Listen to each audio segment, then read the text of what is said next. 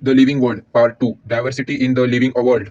If you look around, you will see a large variety of living organisms, be it potato plants, insect, birds, your pet, or other animal and plants. There are also several organisms that you cannot see with your naked eye, but they are all around you. If you were to increase the area that you make observations in, the range and variety of organisms that you see would increasing. Obviously, if you were to visit a dense forest, you would probably see a much greater number of kinds of living organism in it.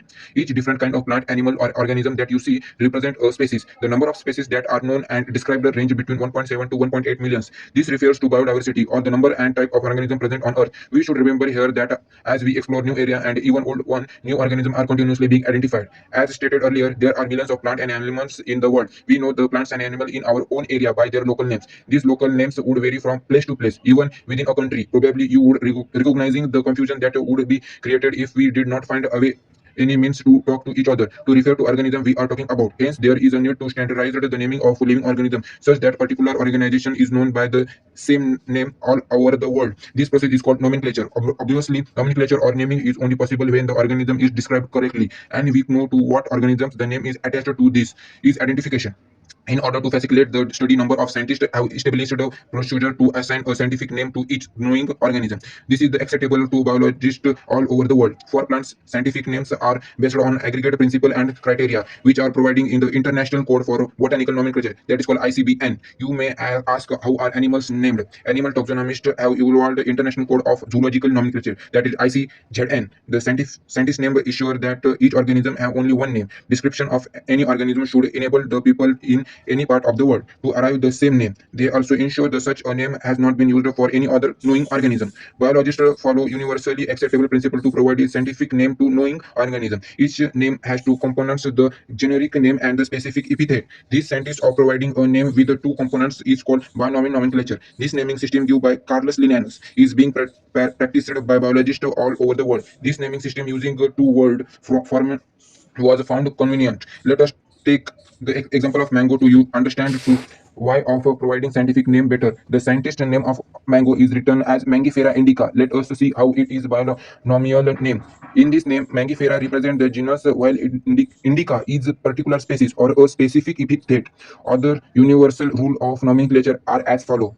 First, biological names are generally in Latin and written in italics. They are Latinized or derived from Latin irrespective of their origin.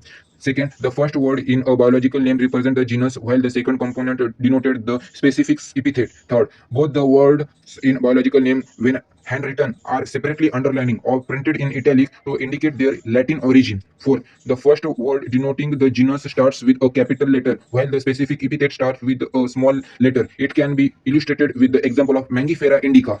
Name of author appears after the specific epithet that is at the end of the biological name and is written in an abbreviative form. Example, Mangifera indica linin.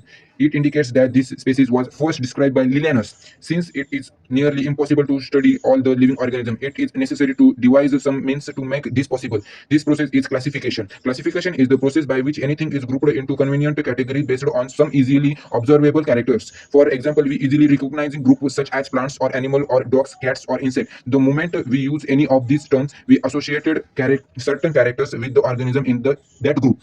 What image do you see when you think a dog? Obviously, each one of us will see dogs and not cats. Now, if we were to think of Alastair, we know that we are talking about. Similarly, suppose we were to say mammals, you would of course think of animals with external ears and body hair. Likewise, in plants, if we try to talk of wheat, the picture in each of our mind will be of wheat plants, not of rice or any other plant. Hence, all these dogs, cats, mammals, wheat, rice, plant, animal, etc. are convenient categories we use to study organism. The scientific terms for these categories is taxa. Here, you must recognizing that taxa can indicate indicated categories at very different level. Plants also forms a taxa. Wheat is also a taxa. Similarly, mammals, dogs are also taxa. But you know that a dog is a mammal and mammals are animals. Therefore, animals, mammals, and dogs represent taxa at different level. Hence, based on characteristics, all living organisms can be classified into different taxa. This process of classification is taxonomy. External and internal structure, along with the structure of cells, development process, and ecological information of organism are essential and form the basis of modern taxonomic studies. Hence, characteristic identification, classification, and nomenclature are the processes that are basic to taxonomy.